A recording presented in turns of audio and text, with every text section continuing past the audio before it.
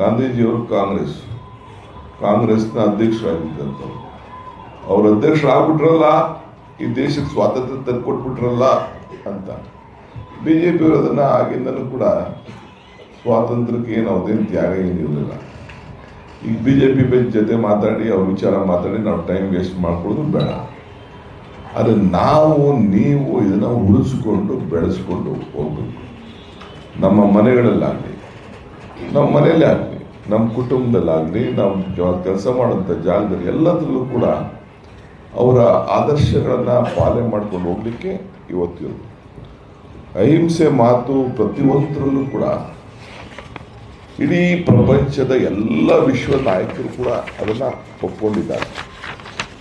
So ಹಂಗೆ ಇವತ್ತು ಅವರೇನು ನನ್ನ ಜೀವನ ನನ್ನ ಸಂದೇಶ ಅಂತ ಏನು ಒಂದು ಕೊಟ್ಟಿದ್ದಾರೆ, ಈಗ ಸರ್ಕಾರ ಕೂಡ ಅದ್ರ ಬಗ್ಗೆ ಈ ವರ್ಷ ಬಜೆಟ್ನಲ್ಲಿ ಈಗಾಗಲೇ ಮುಖ್ಯಮಂತ್ರಿಗಳು ನಮ್ಮ ಕಮಿಟಿಯವರು ಏನು ಒಂದು ಪ್ರಪೋಸಲ್ ಕೊಟ್ಟಿದ್ದಾರೆ.